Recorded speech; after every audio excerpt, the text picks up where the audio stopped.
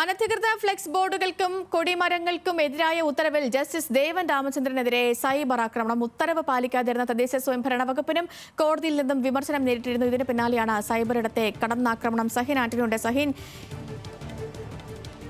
ഈ സെപ്റ്റംബറിൽ ജസ്റ്റിസ് ദേവൻ രാമചന്ദ്രൻ മുഖ്യ അതിഥിയായ ഒരു പരിപാടിയുടെ പോസ്റ്ററുകൾ കൊച്ചി നഗരത്തിലെ ചില മതിലുകളിൽ പതിഞ്ഞിരുന്നു.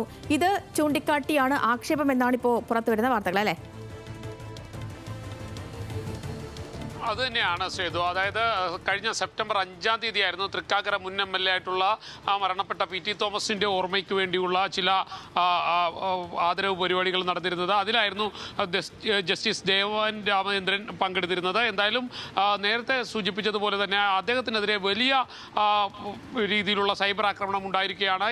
പ്രത്യേകിച്ചും സൈബർ പോരാളികൾ തന്നെയാണ് അദ്ദേഹത്തിൻ്റെ ഈ പോസ്റ്റർ ഇത്തരത്തിൽ സൈബർ ഇടങ്ങളിൽ ഇട്ടുകൊണ്ട് അദ്ദേഹത്തെ ആക്രമിച്ചിരിക്കുന്നത്. അത് മോശമായ രീതിയിൽ തന്നെയാണ് അതിനിടയിൽ അടിയിൽ കമൻറ്റുകളെല്ലാം വന്നിരിക്കുന്നത്. നേരത്തെ സേതു സൂചിപ്പിച്ചതുപോലെ തന്നെ ജസ്റ്റിസ് ദേവൻ രാമചന്ദ്രനെ അദ്ദേഹം തദ്ദേശ സ്വയംഭരണ വകുപ്പിനെതിരെ വലിയ രീതിയിലുള്ള വിമർശനം ഉന്നയിച്ചിരുന്നു. പ്രത്യേകിച്ചും ഈ പോസ്റ്ററുകളും ഒപ്പം തന്നെ ഫ്ലെക്സ് ബോർഡുകളും എല്ലാം നീക്കം ചെയ്യാത്തതിൽ പ്രതിഷേധിച്ചുകൊണ്ടായിരുന്നു ഇത്തരത്തിൽ കോടതിയുടെ ഭാഗത്തു നിന്ന് വിമർശനം ഉണ്ടായിരുന്നത്. ഈ സാഹചര്യമെല്ലാം നിലനിൽക്കുമ്പോഴാണ് ജസ്റ്റിസ് ദേവൻ രാമചന്ദ്രനെ അപകീർത്തിപ്പെടുത്തുന്ന രീതിയിൽ അല്ലെങ്കിൽ അദ്ദേഹത്തെ മോശമായി പരാമർശിക്കുന്ന രീതിയിലുള്ള സൈബർ ഇടങ്ങളിൽ ഇത്തരത്തിലുള്ള ആക്ഷേപങ്ങളും കമൻറ്റുകളും എല്ലാം ഉയർന്നു വരുന്നത്. എന്തായാലും കോടതിയുടെ ശ്രദ്ധയിൽ ഇത് പെടുമെന്ന് തന്നെ പ്രതീക്ഷിക്കാം. ചെയ്തു ഞാൻ അതിലേക്ക് വരികയായിരുന്നു. സഹിൻ, ഇത് ഏതെങ്കിലും തരത്തിൽ കോടതിയുടെ ശ്രദ്ധയിൽപ്പെട്ടിട്ടുണ്ടോ എന്ന്?